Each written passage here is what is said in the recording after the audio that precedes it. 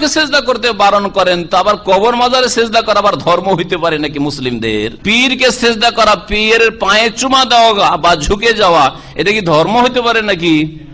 ফাসজুদু লিল্লাহ, আল্লাহ কি বলছেন? কাকে সেজদা করো? আল্লাহ করে হাজারো লক্ষ মানুষকে কবর পূজার দিকে নিয়ে গিয়ে কবরে মানত মানার প্রতি উদ্বুদ্ধ করে, কবরকে সিজদা করার প্রতি উদ্বুদ্ধ করে মানুষকে জাহান্নামে নিয়ে যাচ্ছে, তারাই তাদেরকে অপমান করেছে।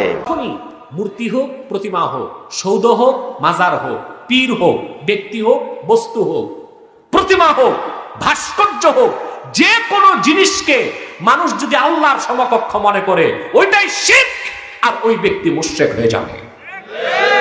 কি হয়ে যাবে? এটাকে বলে আন্দাদ। কি বলে? আন্দাদ। ভালো করে খেয়াল করেন, কোন ব্যক্তি হোক, বস্তু হোক, যেই নামে হোক, মাজার নামে হোক, মিনার নামে হোক, সৌধ নামে হোক, স্তম্ভের নামে হোক, ভাস্কর্যের নামে হোক, প্রতিমার নামে হোক, যে কোনো গায়রুল্লাহকে যদি মানুষ আল্লাহর সমকক্ষ মনে করে, সেটা শিরক আর সেটা আন্দাদ, আর ব্যক্তি কি হয়ে যাবে? আমার দেশে মুসলমান নামধারীদের মধ্যে এইরকম শিরকের প্রচলন আছে না? না।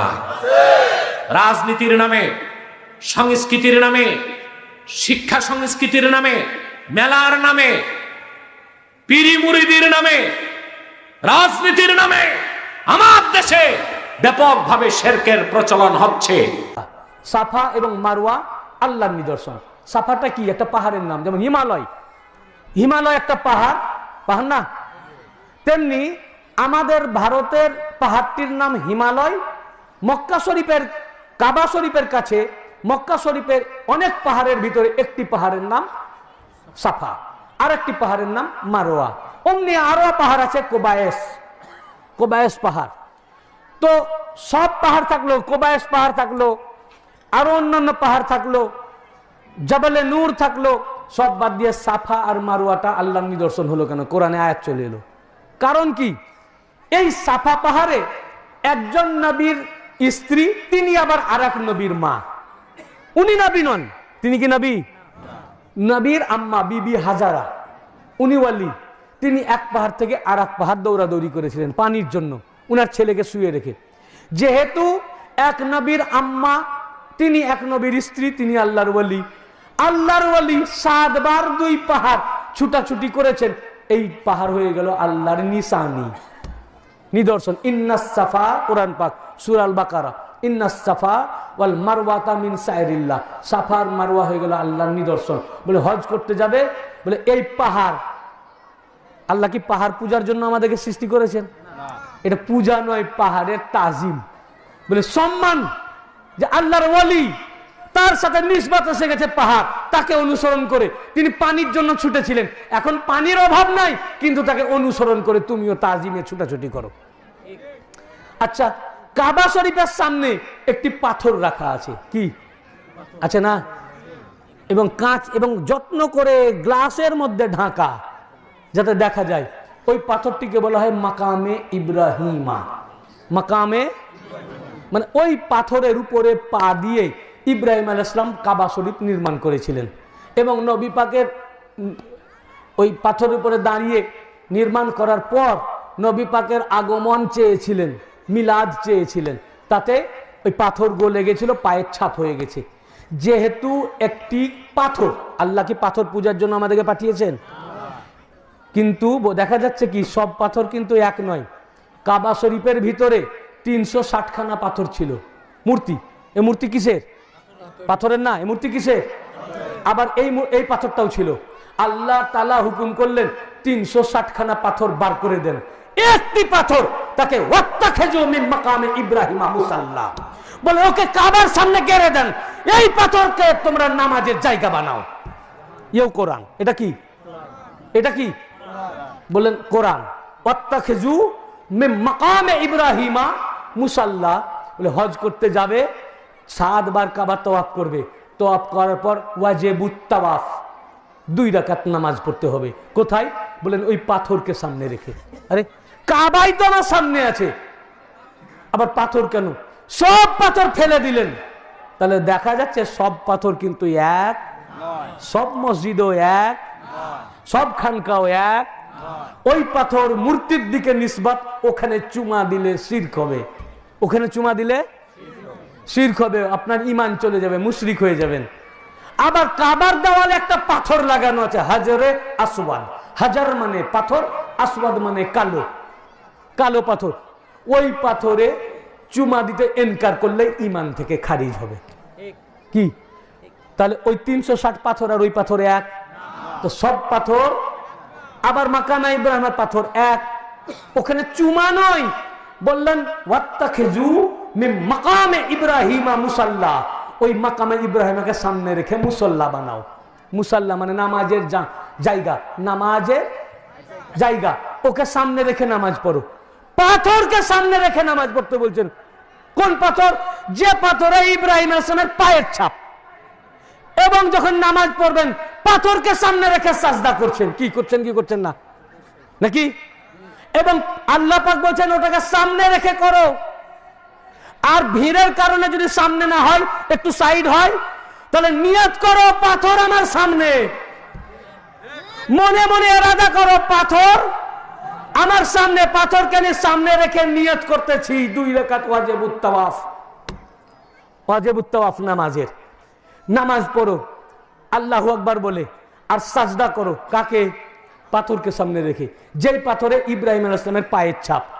একজন পয়গম্বরের পায়ের ছাপ হয়ে যাওয়ার জন্য তার সামনে যদি সাজদা করতে হয়, তাও আবার সাজদায়ে ইবাদত, আবার সাজদায় বলতে হয় সুবহানা রাব্বিয়াল আলা, সুবহানা রাব্বিয়াল আলা, সুবহানা রাব্বিয়াল আলা। পয়গম্বরের পায়ের ছাপ যেখানে, সেখানে যদি আল্লাহর ইবাদতের সাজদা হয়, তো রাসূল পাকের আহলে বাইত পাকের কদম পাকের ছাপ রাজবাড়ী বড় মসজিদের যে খানকা পাকে আছে, সেখানে সাজদায়ে তাজিম জায়েজ কেন নয়? ইসলাম তো জায়েজ রেখেই দিয়েছে। যেখানে আহলে বাইত কেরামের কদম পাকের ছাপ আছে, ওখানে মাথা ঝুঁকাও। আর মাথা ঝুঁকাবে তো ঈমান আসবে, মাথা ঝুঁকাবে না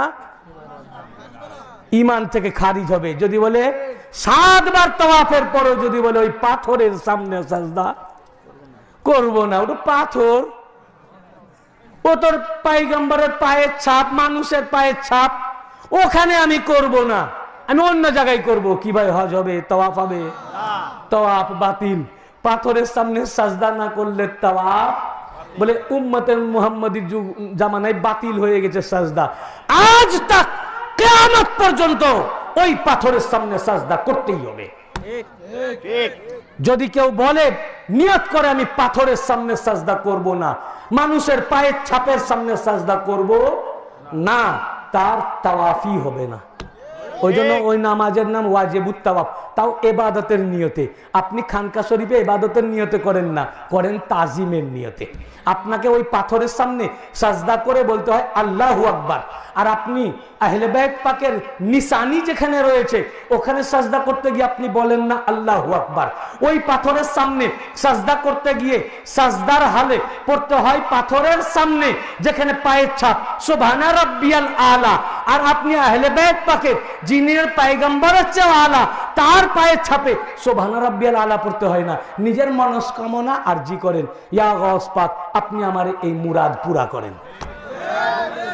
আল্লাহ বলে কেউ সেজদা করে না, সুবহানা রাব্বিয়াল আলাও করে না। তো ওই পাথরে জায়েজ, এই পাথরে না জায়েজ, এ দোরখার যুক্তি কোথায়? ইব্রাহিম আলাইহিস সালামেরই দাওলাত পাক। আমাদের হুজুর পাকরা ইব্রাহিম আলাইহিস সালামেরই ওই কাবা শরীফে গিয়ে যে ইব্রাহিম আলাইহিস সালামের পায়ের ছাপের সামনে 2 রাকাত ওয়াজিবুত তাওয়াফ নামাজ পড়ে মাথা ঠুকে তোমরা আসো হাজীগণ। আল্লাহর জন্য যে সেজদা, তার ডেফিনেশনটা কি?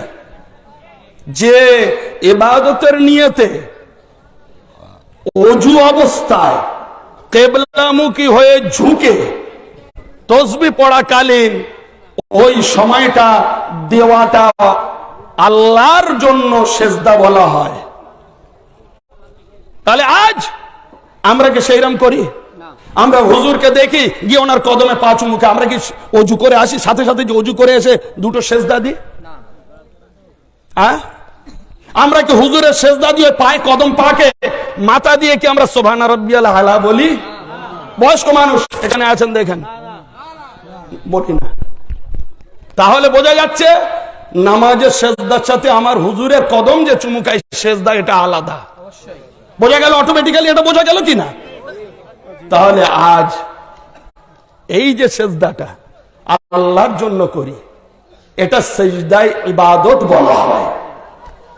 আর আমরা যে সেজদাটা আমার মুর্শিদের কদম তলে অর্পণ করি, সেটা ওই সেজদার ডুপ্লিকেট যেটা আদমকে করানো হয়েছিল। হ্যাঁ, ওই সেজদায় তাজিমি।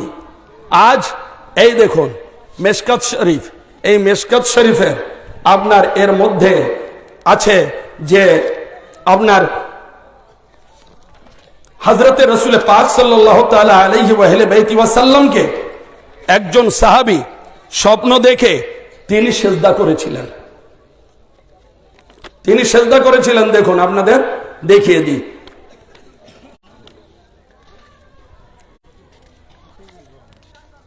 কিতাবুর রুইয়া মিশকাত শরীফের মধ্যে লেখা আছে যে হুজুরে পাক সাল্লাল্লাহু তাআলা আলাইহি ওয়া আলিহি ওয়াসাল্লামের একজন সাহাবী রাসূল তিনি স্বপ্ন দেখছেন যে হুজুর আমি স্বপ্ন দেখলাম যে আপনি শুয়ে আছেন, আমি আপনার পেশানিতে সেজদা করছি। তো এমন সময় হুজুরকে এসে বললেন, হুজুর বললেন শুয়ে পড়লেন, হুজুর বললেন ঠিক আছে তুমি তোমার সেজদাটা পূর্ণ করো। এই কিতাবুর রুইয়া, হ্যাঁ তুমি তোমার সেজদাটা পূর্ণ করো। তাহলে এবারে তিনি কি করলেন, নবী শুলেন, উনি সেজদা মাথার পেশানিতে করলেন। তাহলে এবার আপনি বলুন কিতাবুর রুইয়া মিশকাত শরীফ, তাই কিতাবুর রুইয়ার মধ্যে যে মিশকাত শরীফে বলা আছে আল্লাহ নবী সাল্লাল্লাহু তাআলা আলাইহি ওয়া আলিহি ওয়াসাল্লাম, দেখুন 396 পৃষ্ঠা পড়ছি। আন ইবনে খুযাইমা ইবনে সাবিত আন উম্মিহি আন আবি খুযাইমা আন্নাহু রাআ ফামা ইয়ারা নাইম আন্নাহু সাজাদা আলা জাবহাতি নবী সাল্লাল্লাহু আলাইহি ওয়াসাল্লাম ফাআখবারাহু فاستجع له وقال صدق رؤيك فسجد على جبهته رواه في شرح السنة। হাদিস শরীফের মধ্যে হযরত ইবনে খুযাইমা ইবনে সাবিত উনি ওনার চাচা থেকে আবি খুযাইমা থেকে বর্ণনা করছেন যে উনি স্বপ্ন দেখলেন যে রাসূল পাক সাল্লাল্লাহু আলাইহি ওয়াসাল্লামের পেশানি মোবারক উনি সিজদা করছেন। এমন সময় আল্লাহর নবী শুনলেন, শোনার পরে উনি পেশানি মোবারক পেতে দিলেন, বললেন তুমি তোমার স্বপ্নটা পূর্ণ করো।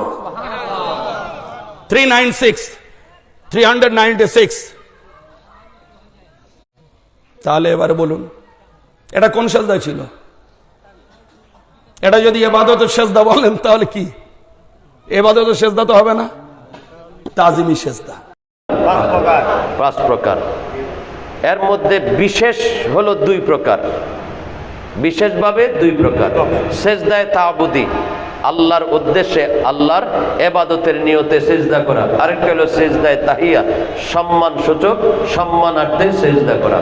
আপনারা সবাই জানেন কোরআন শরীফে আছে আয়াতের মধ্যে আল্লাহ বলেছেন ওয়াইজ ক্বালা রাব্বুকা লিল মালাইকাতি ইসজুদু লি আদামা ফাসাজাদু ইল্লা ইবলিসা। আল্লাহ বলেছেন হে ফেরেশতারা তোমরা সিজদা করো আদমকে। তখন সব ফেরেশতারা সিজদা করছে, শয়তান করে নাই। এই সেজদাটা ছিল আল্লাহর হুকুমে আদম আলাইহিস সালামকে করা। এটা ছিল সেজদায়ে তাজিমি, তাহিয়া। এটা ইবাদতের সেজদা নয়। ইবাদতের সেজদা একমাত্র আল্লাহর জন্য। এই ইবাদতের সেজদা পৃথিবীর অন্য কাউকে করলে শিরিক হবে, শিরিক হবে, শিরিক হবে। যে করবে সে মুশরিক হবে, সে আর ঈমানদার থাকবে না। আরেকটা হলো সেজদায়ে তাহিয়া, যেটা আল্লাহর কোরআনে আদম আলাইহিস সালামকে আল্লাহ তাআলা হুকুম দিয়েছেন ফেরেশতাদেরকে সেজদা দিতে। এটা ছিল সম্মানসূচক সেজদা। এখন প্রশ্ন হলো ওখানে আদম আলাইহিস সালামকে বলছে, কিন্তু আমাদের সমাজে কিছু কিছু তরিকার মধ্যে এই সেজদায়ে তাহিয়া আছে। এটা নিয়ে প্রশ্ন যে ওইটা তো ছিল ফেরেশতাদেরকে আল্লাহ হুকুম দিয়েছিল, কিন্তু আমরা কেন করি? কোরআন শরীফে আরেকটা সূরা আছে, সূরা ইউসুফ। আপনারা জানেন ইউসুফ আলাইহিস সালামকে 11 ভাই সহ ইউসুফ আলাইহিস সালামের বাবা, তারা ইউসুফ আলাইহিস সালামকে সিজদা করেছিল। সুবহানাল্লাহ, এটা আমাদের কোরআন শরীফে বর্ণনা আছে। সেটাও তাজিমি সেজদা ছিল, ইবাদতের সেজদা নয়। ইবাদতের সেজদা একমাত্র আল্লাহর জন্য, এটা আর অন্য কাউকে দেওয়া যাবে না। আমাদের নবীজিকে তাজিমি সেজদা করেছেন এই মেশকাত শরীফের হাদিসে, এই কিতাবটার মধ্যে আছে, সময় কম দেখে বের করছি না, সেটা হলো তাজিমি সেজদা। সবাইকে এই তাজিমি সেজদার হুকুম দেন নাই, সম্মানার্থে সেজদা। 5 জনকে, ফতোয়ার কিতাবে লিখেছে 5 জনকে দেওয়া জায়েজ, ফরজও না, ওয়াজিবও না, সুন্নতও না, এটা জায়েজ। যদি কেউ করে ফেলে তখন সেটা সে শিরিক করে নাই। যেমন মা বাবা, উস্তাদ, পীর, আউলিয়া, তাদেরকে করতে পারে তাজিমি সেজদা। এখানে সূরা বাকারা আয়াত নম্বর 34, ওয়াইস কুলনা লিল মালাইকাতিস জুদুলি আদামা ফাসাদু ইল্লা ইবলিসা আবা ওয়াস্তাকবারা ওয়া কানা মিনাল কাফিরিন। যখন আল্লাহ ফেরেশতাদেরকে হুকুম করলেন, হে ফেরেশতাগণ, তোমরা আদমকে সেজদা করো, সকল ফেরেশতা আল্লাহকে সেজদা করলেন, একমাত্র মুকরুম আবেদ নামক যে ফেরেশতা, উনি ছিলেন ফেরেশতাদের সর্দার, উনি একটা হুকুম অমান্য করলেন, কি? যে ওয়াস্তাকবারা ওয়া কানা, তুমি কি দেখো না আমি আদমের ভিতরে মোহাম্মদী নূর দিয়েছি, মোহাম্মদী নূরের সঙ্গে আমি নিজেই মিশে আছি। তো এই ধরনের অসংখ্য আয়াত আল্লাহ যে বান্দার সঙ্গে, তার পেয়ারা বান্দার সঙ্গে, পেয়ারা নবীগণের সঙ্গে, আল্লাহর হাবিবদের সঙ্গে মিশে আছে। যেমন কোরআনে এক জায়গায় আছে, নাহানু আকরাবু ওয়াল হাবলি ইলাইহে, তো বান্দা তুমি কি দেখো না তোমার শাহরগের চেয়ে অতি নিকটে আছি। তো মানুষের শাহরগ কোথায়? ঘাড়ে। তো ঘাড়ের যদি নিকটে থাকে তাহলে কোথায় আছে একটু ভেবে চিন্তে নেবেন, এটা কোরআনের আয়াত। এবং আরেক জায়গায় বলা হয়েছে মমিনের কালবে আল্লাহর ঘর। আবার আরেক জায়গায় বলা হয়েছে যে আমার ইবাদত করতে করতে যে আমার জাতের সঙ্গে মিশে গেছে, আমার হাত তার হাত হয়ে যায়, আমি নিজেই তার মুখে কথা বলি। এই ধরনের অসংখ্য আয়াত আছে, যেগুলি কিছু মানুষ, কিছু মোল্লা, যেমন এরা ইচ্ছা করে বলে কিনা আমি জানি না, তবে আমি কোরআন শরীফটা কোনো রকম একটু বাংলা তাফসিরটা পড়ি, তা আমি অসংখ্য জায়গায় অসংখ্য কিছু দেখতে পাই। তো যারা এই ধরনের ফেতনায় ভুগবেন তারা বাংলায় তাফসিরকৃত কোরআন আছে, এই কোরআনগুলি পড়ে দেখবেন। আবার সব তাফসিরগুলি অ্যাকুরেট পাবেন না। যে তাফসিরগুলি জায়েজ ইসলামিক ফাউন্ডেশন এবং বিভিন্ন তরিকতের লোকজন তাফসির করছে, ওনাদের তাফসিরগুলি আপনারা অ্যাকুরেট পাবেন। আর যে বাকি ওয়াহাবি মার্কা কিছু তাফসির করছে, সেই তাফসিরগুলির ভিতরে উল্টাপাল্টা পাবেন, ফেতনায় পড়ে যাবেন। সকলকে বোঝার তৌফিক দান করুন আল্লাহ পাক। আমিন, আমিন, আমিন।